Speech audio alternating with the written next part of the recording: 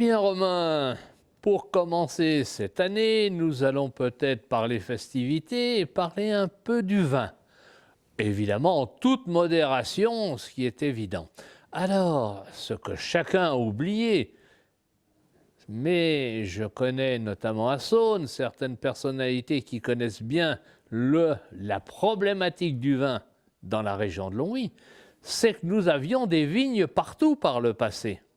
Et nous sommes donc dans les années, par exemple, où en faïence, on réalisait des pièces comme ceci. Le sculpteur Onésime Croisy, nous sommes dans les années 1880, et nous voici ici devant une cheminée qui a été dédiée à Bacchus. Et l'on peut voir ici cette tête un peu affriolante de Bacchus avec ses petites cornes, avec les oreilles avec des pendentifs en grappe de vin, et puis un décor floral et un décor de fruits qui complètent cet ensemble de style Renaissance. Nous sommes donc ici dans le bâtiment du musée et de la faïencerie Saint-Jean-l'Aigle, et nous avons réussi à conserver tous ces éléments d'époque. La date est confirmée, c'est 1881, et le fait d'avoir pu conserver cette pierre dans son état pour ce manteau de cheminée est tout à fait exceptionnel. C'est une des plus jolies cheminées connues, elle est classée à l'inventaire supplémentaire des monuments historiques. Nous sommes ici en présence de plusieurs pierres de qualité différentes pour qu'il y ait des colorations. On voit bien que la partie centrale du manteau est dans une coloration plus jaunâtre que les pierres du linteau.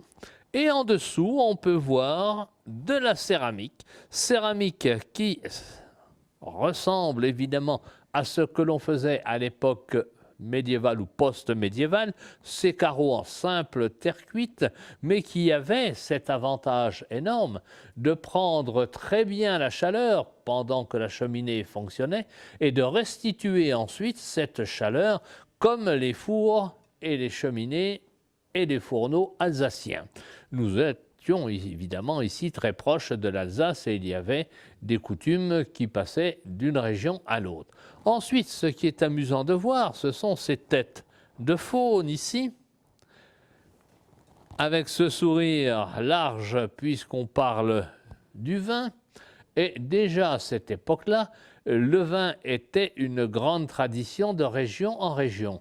Si dans notre région, il est connu que la quantité de vin était considérable à la production, c'est parce qu'on faisait une piquette. Ce n'était pas des grands vins, c'était des petits vins, mais des vins de terroir et des vins qui se consommaient dans l'année.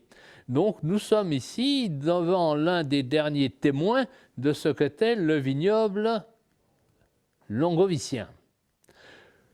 On peut trouver les mêmes cépages encore aujourd'hui, non plus dans nos régions, bien qu'un peu du côté de Sierre qu'on commence à replanter, mais c'est surtout au Luxembourg qu'on va retrouver des cépages identiques comme le Müller-Thurgau et bien sûr l'Elbling.